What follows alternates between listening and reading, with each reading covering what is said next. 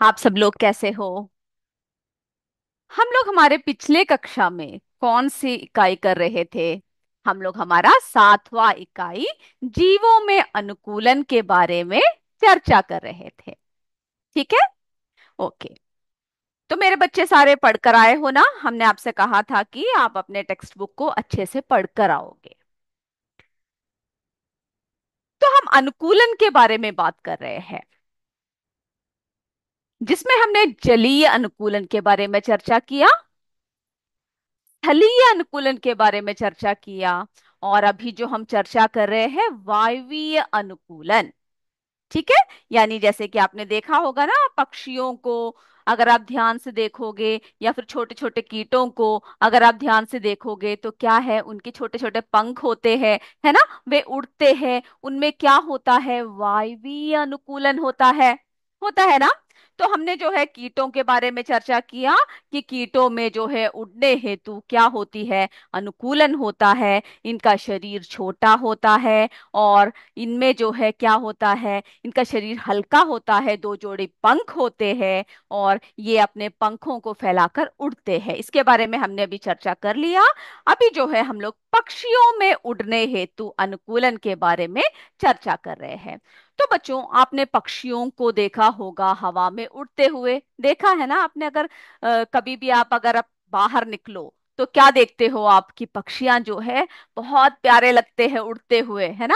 हम लोग जब आकाश की तरफ देखते हैं, तो हम लोग देखते हैं कि प्यारे प्यारे पक्षियां जो है उड़ रहे होते हैं। तो वो क्यों उड़ते हैं? क्योंकि उनमें जो है उड़ने के लिए उनका शरीर कैसा होता है, अनुकूलित होता है। यानी उनमें वायवीय अनुकूलन होता है। ठीक है। कौन सा होता है? वायवीय अनुकूलन। और अगर हम पक्षियों के बारे में चर्चा करें, तो आप अगर पक्षियों के शरीर को देखोगे, अगर आपको आप जो है कोई भी पक्षियों को ध्यान से देखोगे, और अगर आप पक्षियों के शरीर को अगर आप देखोगे, तो आप क्या पाओगे, पक्षियों के शरीर में क्या होता है, उनमें जो है पंख लगे होते हैं, है ना। देख रहे हो कितने प्यारे प्यारे क्या है, शरीर में पंख लगे होते हैं पक्षियों के, जो उन्हें क्या करता है, उड़ने के लिए जो उन्हें सक्षम बनाता है ना। तो उनका जो आकार है, कैसा होता है, नौकाकार होता है, यानी नौके की तरह जो है उनकी आकार होता है। शरीर में जो है धाराएं होती है, और जो उनकी जो अग्रपाद है, जो आगे के जो पैर है, वो जो है पंख के रूप में, यानी जो है उन्हें उड़ने में सहायता करती है, यानी पंखों में रूपांतरित होते हैं, जो उन्हें उड़ने में सहायता करती है। ठीक है बच्चों। और जो है इनकी जो अस्थियां होती है ना, वो बहुत ही खोखली होती है, बहुत ही हल्के होते हैं। और क्या भरी होती है इसमें? वायु भरी होती है। ठीक है। जो पक्षियां होती है, उनकी हड्डियां कैसी होती है? बहुत हल्की होती है। ठीक है, बहुत ही हल्की होती है। और उनमें जो है क्या भरा होता है? वायु भरा होता है इनके पंखों में। देख रहे हो कितने प्यारे प्यारे छोटे छोटे पक्षियां, कितने अच्छे लगते हैं, है ना। और जो है इनमें जो है क्या होता है, इनका शरीर काफी हल्का होता है, इसीलिए ये उड़ पाते हैं, है ना। अगर भारी शरीर हुआ तो क्या ये उड़ पाएंगे? वो संभव नहीं होता है। तो इनका शरीर काफी हल्का होता है, और जो फेफड़ों से जुड़े वायु कोशों में क्या होता है, हवा भर जाती है जब ये उड़ते हैं तो। और ये हमेशा उड़ते समय उनके शरीर को क्या करते हैं, हल्का रखते हैं। ठीक है। तो इसी विशेष रूपांतरण के कारण ही क्या होता है, पक्षियों में उड़ने का अनुकूलन होता है ना। जैसे कि तोता हुआ, ये बहुत सारे पक्षियां, बहुत सारे उदाहरण आप दे सकते हो। तोता हुआ, कबूतर हुए, गोरैये हुए, और भी बहुत सारे पक्षियां, है ना। अगर आप उनकी बनावट देखोगे, आकृति देखोगे, तो क्या देखोगे कि पक्षियों का शरीर वायवीय वातावरण के अनुकूल होता है। क्योंकि आपसे पॉइंट्स पूछ सकते हैं कि आप कौन कौन से ऐसी खास बात है जिसकी वजह से पक्षियां उड़ पाते हैं, उनमें वायवीय अनुकूलन होता है। तो आप लोग किस तरह से पॉइंट्स को लिखोगे? पक्षियों का शरीर वायवीय वातावरण के अनुकूल होता है। इनके शरीर का आकार कैसा होता है? इनके शरीर का आकार नौकाकार तथा धारा रेखित होता है।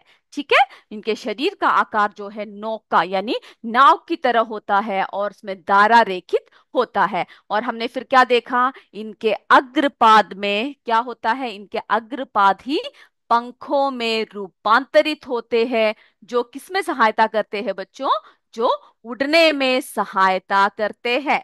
ठीक है, जो किसमें सहायता करते हैं, उड़ने में सहायता करते हैं। और इनकी अस्थियां कैसी होती है, खोखली होती है एवं वायु से भरी होती है। ठीक है, इनके अस्थियां जो है खोखली होती है यानी काफी हल्की होती है, बिल्कुल भी क्या नहीं होता, भार नहीं होता है, और वायु भरा होता है। इन जिससे क्या होता है, इनका शरीर हल्का हो जाता है। तो इनका शरीर हल्का क्यों हो जाता है, क्योंकि इनकी अस्थियां जो है खोखली एवं वायु से भरा होता है। ठीक है, वायु से भरी होती है, जिससे इनका शरीर हल्का होता है। और जो फेफड़े होते हैं ना, इनके फेफड़ों से जुड़े वायु कोशों में हवा भर जाती है, जो उड़ते समय शरीर को ये क्या करते हैं, हल्का रखने में इनको सहायता करते हैं। और इसी तरह का विशेष रूपांतरण केवल किसमें होता है बच्चों, पक्षियों में ही होता है। ठीक है, उनका शरीर इस तरह से बना होता है कि वे उड़ने में सक्षम होते हैं। ओके, तो इतनी सारी बातें क्लियर है ना, ये सारे पॉइंट्स क्लियर है आपको। चलिए, आप चाहे तो जरा पॉइंट वाइज जो है, हमने आपको पिछले बार ये कहा था ना कि इसको जरा पढ़कर सारे पॉइंट्स को इस तरह से आप जो है जरा लिख लीजिएगा। तो हमने क्या क्या देखा, कीटों में उड़ने हेतु अनुकूलन के बारे में हमने चर्चा कर लिया है। और जो है दूसरा अभी जो आज हम देख रहे हैं, पक्षियों में उड़ने हेतु अनुकूलन, क्या क्या अनुकूलन देखा, जो उनका शरीर होता है वायवीय वातावरण के अनुकूल होता है। ठीक है, शरीर कैसा होता है बच्चों, वायवीय वातावरण के अनुकूल होता है। फिर आप उसके आकार के बारे में लिखोगे कि आकार जो है नौकाकार तथा कैसे होती है, शरीर में क्या होता है उनका, धारा रेखित होता है। ठीक है, उनके शरीर में धारा रेखित होता है। फिर जो है आप उनके अग्रपाद के बारे में लिखोगे कि उनकी जो अग्रपाद होता है वो कैसा होता है, अग्रपाद ही पंखों में क्या होता है, रूपांतरित होते हैं, के रूप में होते हैं। ठीक है, जो उन्हें क्या करते हैं, उड़ने में सहायता करते हैं। ओके, इतनी बात क्लियर है।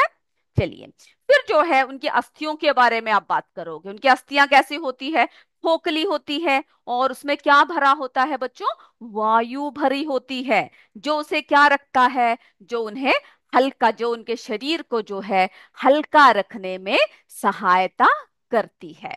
ओके, फिर जो है फिर उनके फेफड़ों के बारे में बात करोगे कि जो फेफड़े होते हैं वो कैसे होते हैं, जो फेफड़ों से जुड़े हुए, जो वायु कोशों में क्या भरा होता है, हवा भर जाती है, जो उड़ते समय उनके शरीर को हल्का रखते हैं। और ये जो सारे विशेष गुण है, ये किस में होता है बच्चों, ये जो है पक्षियों में होता है। तो इतनी बातें क्लियर हो गई ना। तो बच्चों ये था हमारा वायवीय अनुकूलन। ठीक है, ये क्या था हमारा वायवीय अनुकूलन। अब जो है कई प्रजातियां, यानी कई प्रजातियां कैसे होती है, जो विलुप्त हो गई है। आपने जो है डायनासोर के बारे में सुना है, आपने फिल्म भी देखी होंगे ना डायनासोर के बारे में, बहुत ही बड़ा जीव, जो कहा करते थे कि हमारी जो है कहाँ पर हुआ करते थे, बहुत सालों पहले पहले कहाँ हुआ करते थे, हमारे पृथ्वी में हुआ करते थे, वास करते थे डायनासोर्स, है ना। आपने सुना भी होगा और बहुत सारे फिल्में भी देखी होगी डायनासोर्स के। तो जो डायनासोर्स है बच्चों, वो क्या है, वो जो है ऐसा कहा जाता है कि ये जो है बहुत वर्षों यानी लाखों वर्षों पहले पृथ्वी पर पाए जाते थे। ठीक है, परंतु आज जो है, आज पाए जाते हैं क्या, नहीं, हम लोग सिर्फ इनके क्या सुनते हैं, इनकी कहानियां सुनते हैं, इनके चित्रों को देखते हैं। और हमें कैसे पता कि ये इस तरह के थे, इनके जो है क्या मिले हमें, इनके हड्डियां सब जो है हमें पृथ्वी के अंदर से, भूमि के अंदर से मिले, जिससे कि हमें ये पता चलता है कि इस तरह के जीव जो है हमारे भूमि में हुआ करते थे। ठीक है, और ये जो है ऐसे कई जीव है जिनकी प्रजातियां क्या हो चुकी है, जिनकी प्रजातियां विलुप्त हो चुकी है ना। और जब एक प्रजाति क्या होता है, जब विलुप्त यानी गायब हो जाती है, तब जो है कई नए प्रजातियों के उद्भव होता है। ठीक है। तो बच्चों, जो विलुप्तीकरण एवं उद्भव प्रक्रिया क्या होता है, वातावरण में होने वाले परिवर्तन तथा उसके लिए अनुकूलन का विशेष महत्व है। यानी हमारे जो पृथ्वी में कई तरह के जीव आए और कई प्रकार के जीव जो है विलुप्त हो गए। तो ये जो है हमारे दुनिया का, हमारी पृथ्वी का क्या है, एक चरण है, ठीक है, जिसमें जो है विलुप्तीकरण एवं उद्भव प्रक्रिया जो है चलता ही रहता है। तो मेरे बच्चों, ये जो पार्ट हमने जो आपको जो इकाई पढ़ाया, मैं उम्मीद करती हूँ ये जो है आपको अच्छे से समझ में आ चुका है। और हमने जो जो पॉइंट्स इसमें बताए हैं, ठीक है, जो जो पॉइंट्स बता रखे हैं वो सब आप क्या करोगे, सारे पॉइंट्स को लिखकर आप अच्छे से पढ़ोगे। तो इतना ही है हमारे जीवों में अनुकूलन, इसके बारे में हमने पूरी बातें चर्चा कर लिया है। अनुकूलन हमने देखा क्या है, वो स्थान है ना, जहां पर हमने सबसे पहले किसके बारे में चर्चा किया, इसमें वासस्थान के बारे में चर्चा किया, है ना।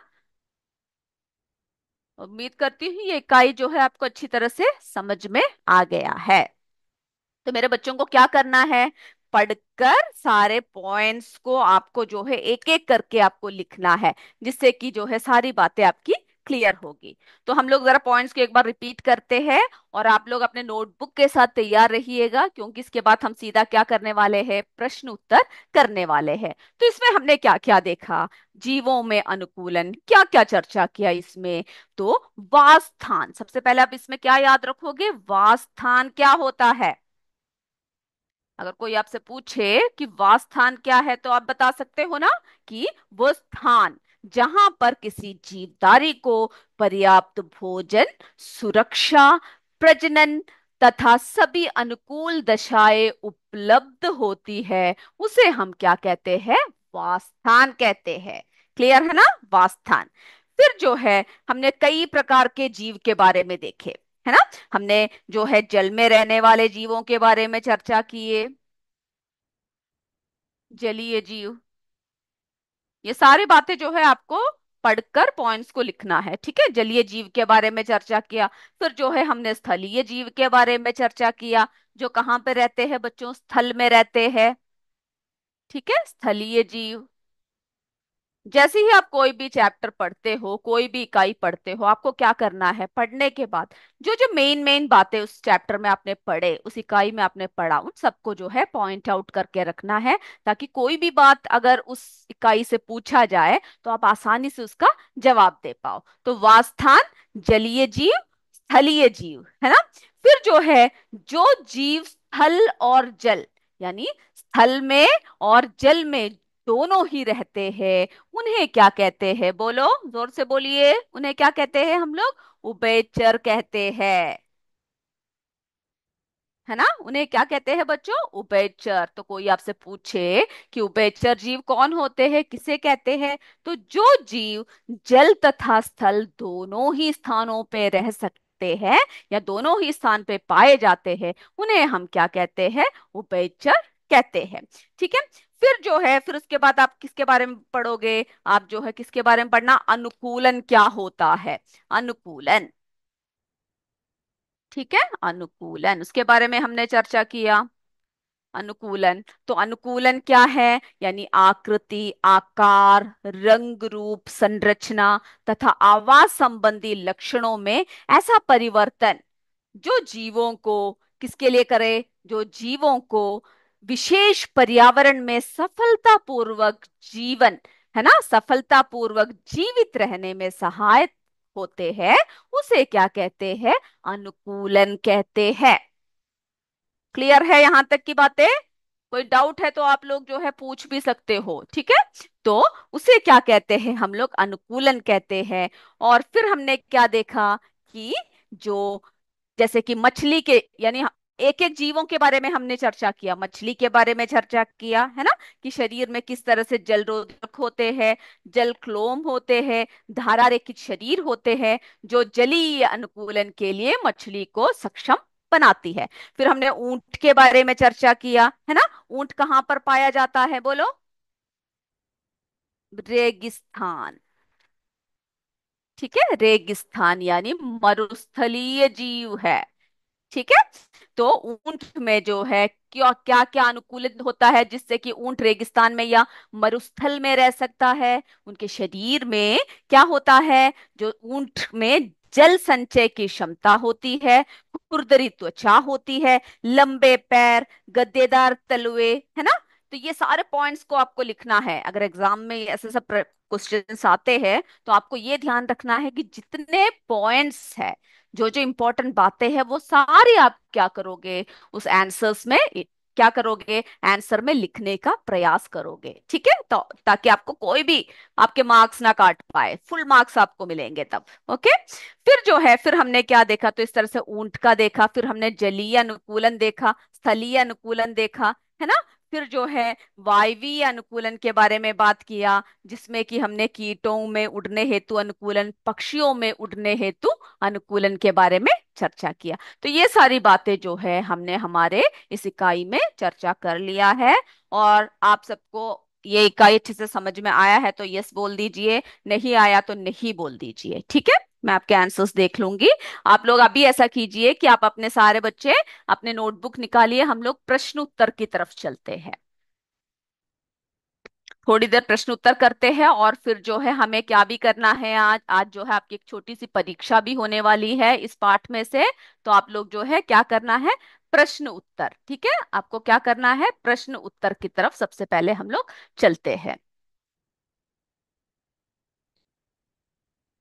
तो सारे बच्चे पहले अपने नोटबुक को निकाल लीजिए।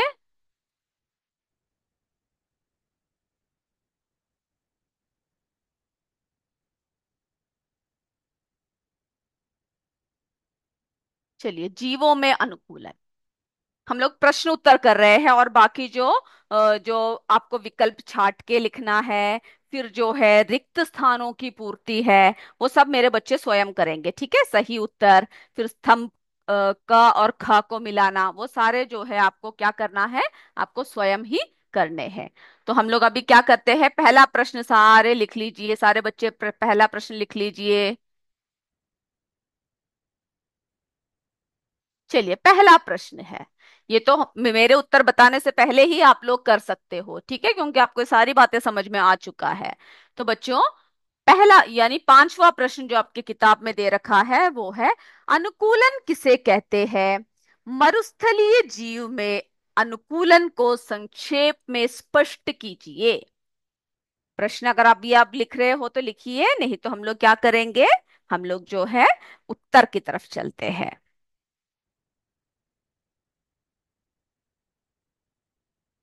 कई लोगों को लाइट की प्रॉब्लम है, कई लोगों को नेटवर्क इश्यूज है, बहुत सारे इश्यूज हो रहे हैं। ओके। तो हम लोग क्या करते हैं, नेटवर्क जो इश्यूज है वो सब जो है हमें क्लियर करना ही होगा, तभी हम लोग क्या कर सकते हैं, सभी की बातें जो है ध्यान से सुन सकते हैं और क्लास को देख पाएंगे। ओके। लेकिन बारिश सबकी वजह से जो है बहुत मुश्किलों का सामना हमें करना पड़ सकता है। कोई बात नहीं, चलिए आप जो है पहला प्रश्न यानी जो पांचवा प्रश्न है, अनुकूलन किसे कहते हैं, मरुस्थलीय जीव में अनुकूलन को संक्षेप में स्पष्ट कीजिए। जल्दी से लिखिए, क्योंकि हमारे पास जो है ज्यादा समय नहीं है प्रश्न उत्तर के लिए, हमें एक परीक्षा भी करना है ना? तो जितना कर सके उतना हम लोग पहले अभी करते हैं, उसके बाद अगली कक्षा में हम लोग पूरे प्रश्न उत्तरों को करेंगे। तो लिखिए बच्चों, अनुकूलन चाहे तो आप जो है अपने स्वयं के हिसाब से भी आप लोग उत्तर लिख सकते हो, जैसे कि आकृति, आकार, रंग, रूप, संरचना, है ना? जो हमने अभी आपको बताया, जो आपके बुक में दे रखा है उसको भी आप लिख सकते हो। नहीं तो आप सिंपल तरीके से भी लिख सकते हो। अनुकूलन का अर्थ है, लिखिए, अनुकूलन का अर्थ है वे परिवर्तन, वे परिवर्तन जो, वे परिवर्तन जो किसी जीव को, किसी जीव को, और बच्चों आप लोग उत्तर को लिखते समय ही क्या कर लीजिएगा, उसको याद कर लीजिएगा। ठीक है, इतने ध्यान से लिखिए कि लिखते लिखते ही आपको याद हो जाए। चलिए, अनुकूलन का अर्थ है वे परिवर्तन जो किसी जीव को विशेष पर्यावरण में, विशेष पर्यावरण में सफलतापूर्वक,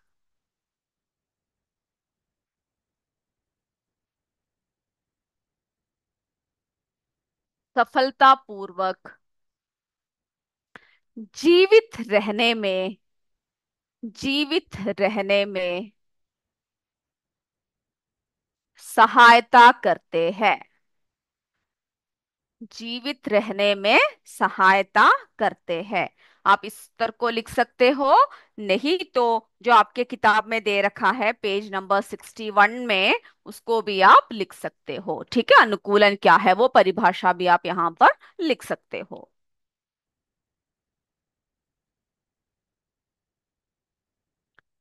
अब जो है उसी का अगला पार्ट पूछ रखा है, मरुस्थलीय जीव में अनुकूलन, है ना।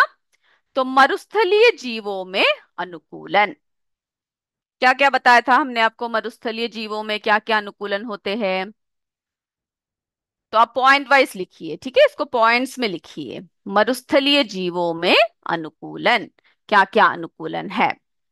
मरुस्थलीय जीवों में, मरुस्थलीय जीवों में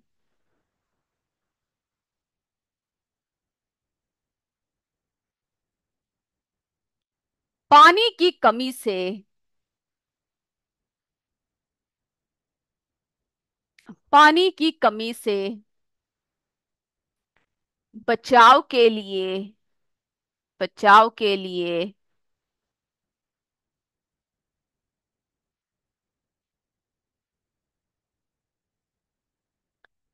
खुरदरी त्वचा, खुरदरी त्वचा,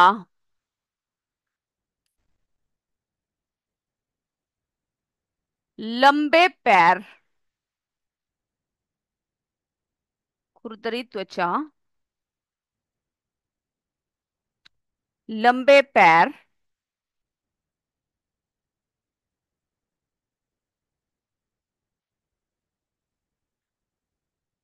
आप जो है लंबे इस तरह से भी लिख सकते हो, लंबे, ठीक है, लंबे, लंबे पैर तथा गद्देदार तलवे, गद्देदार तलवे रेगिस्तान में दौड़ने के लिए, रेगिस्तान में दौड़ने के लिए अनुकूलित होते हैं, अनुकूलित होते हैं। उदाहरण, ऊंट।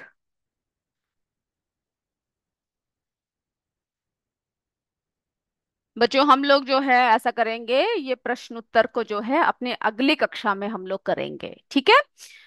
आप लोग अगर कर कर आ सके तो ये आप लिख कर आ सकते हो, मरुस्थलीय जीवों में क्या क्या अनुकूलन होता है और मरुस्थलीय पादपों में क्या कौन कौन से अनुकूलन होते हैं। इस उत्तर को आप स्वयं भी लिख कर आ सकते हो। अगले इसमें हम लोग जो है आपको ये उत्तर एक और बार बताएंगे। अभी हमारा परीक्षा का समय हो रहा है, तो सारे अपने नोटबुक को बंद कर दीजिए और आप लोग क्या कीजिए, अपने जो है टेक्स्ट बुक को यानी नोटबुक को बंद कर दीजिए। और आपको क्या करना है, आपके जो है इसको निकाल लीजिए, आप जो परीक्षा लिखना है जिसमें, ठीक है, उसको आप निकाल लीजिए। तो सब तैयार हो परीक्षा के लिए। ओके, तो बच्चों सबसे पहला प्रश्न देखिए, सबसे पहला प्रश्न देखिए, मछली किसके द्वारा सांस लेते हैं, यानी मछली किसके द्वारा सांस लेती है, मछली किसके द्वारा सांस लेते हैं। ए त्वचा के द्वारा, बी क्लोम, या फिर हम लोग बोल सकते हैं गिल, ठीक है, क्लोम या गिल के द्वारा, सी फेफड़ों के द्वारा। जब प्रश्न बताते हैं तो जल्दी से लिखने की कोशिश कीजिएगा, ठीक है, बहुत देर नहीं लगाना है, जल्दी से वन, जो भी आंसर है उसको फटाफट लिख लीजिए। मछली किसके द्वारा सांस लेती है, मछली किसके द्वारा सांस लेते हैं। हो गया। और अगर कोई भी प्रश्न छूट जाता है तो आप लास्ट में कमेंट कर दीजिएगा, तो हम लोग जो है आपको वो प्रश्न दिखाएंगे। और कोई भी कमेंट बॉक्स में आंसर्स को कमेंट नहीं करेगा, ठीक है। दूसरा प्रश्न देखिए, मेंढक के पैरों में डैश होते हैं जो तैरने में मदद करते हैं। मेंढक के पैरों में डैश होते हैं जो तैरने में मदद करते हैं। ए पादजाल, बी चमड़े, सी चिकनाहट। जल्दी से लिखिए, क्या मदद करता है मेंढक को?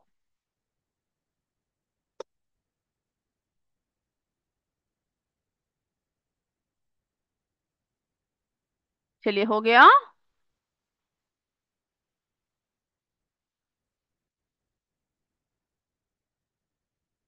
तीसरा देखिए बच्चों। कीट छोटे और डैश शरीर वाले होते हैं। कीट कीट छोटे और डैश शरीर वाले होते हैं। उनका शरीर कैसा होता है? ए भारी, बी तंदुरुस्त, सी हल्के।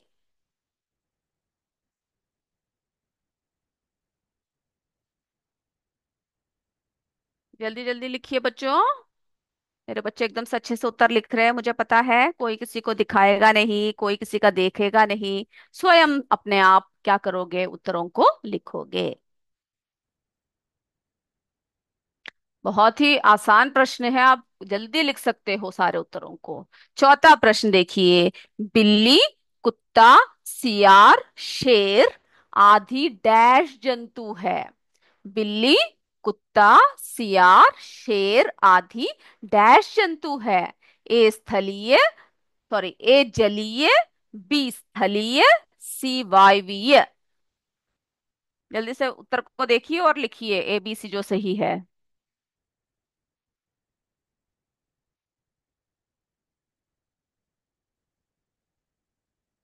हो गया। ओके, आगे बढ़े। ध्यान से सुनिए। नागफनी, भड़बंडा, सतवार, सतावर। नागफनी, भड़बंडा, सतावर आदि कौन से पौधे हैं? ए मरुस्थलीय, बी पहाड़ी, सी जलीय। कौन से पौधे हैं वो लिखिए।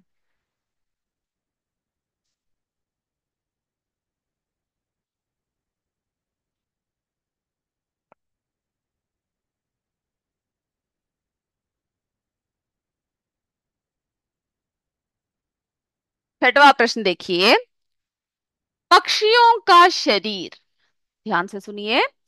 पक्षियों का शरीर वायवीय वातावरण के डैश होता है। पक्षियों का शरीर वायवीय वातावरण के डैश होता है। ए आकृति, बी स्थिति, सी अनुकूल। मैं देखती हूँ सबसे ज्यादा मार्क्स किसको मिलता है, किन किन को फुल मार्क्स मिलते हैं। जिन्होंने इस इकाई को अच्छे से सुना है वे आसानी से जवाब दे पा रहे होंगे, है ना? चलिए, सातवां प्रश्न देखिए बच्चों। मेंढक और कछुआ।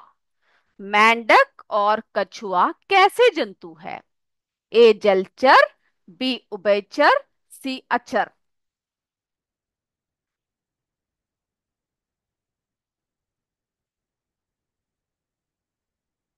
हो गया सातवां प्रश्न।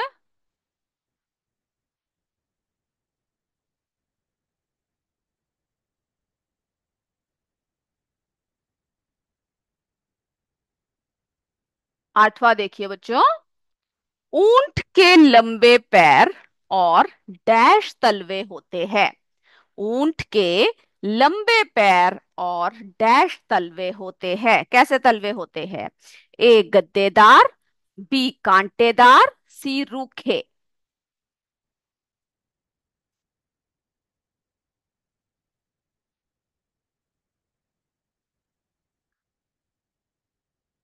हो गया।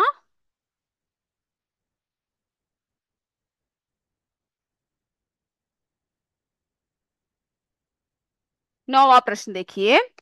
पक्षियों का शरीर का आकार। पक्षियों का शरीर का आकार डैश तथा धारा रेखित होता है। ए छोटा, बी नौकाकार, सी पतला। पक्षियों का शरीर का आकार डैश तथा धारा रेखित होता है। यहां पर क्या लिखोगे आप? ए छोटा, बी नौकाकार, सी पतला।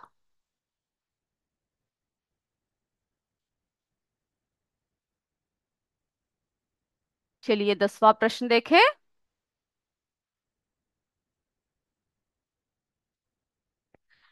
10वां प्रश्न देखिए बच्चों। जलीय पौधे जलीय पौधों का शरीर कोमल और डैश होता है। जलीय पौधों का शरीर कोमल और डैश होता है। ए कमजोर, बी मजबूत, सी मोटा। जलीय पौधों का शरीर कैसा होता है? कोमल और डैश होता है। ए कमजोर, बी मजबूत, सी मोटा। चलिए सब तैयार हो ना? मेरे बच्चे उत्तर के लिए तैयार बैठे हैं सारे। हम लोग जो है उत्तर की तरफ चले अब। चलिए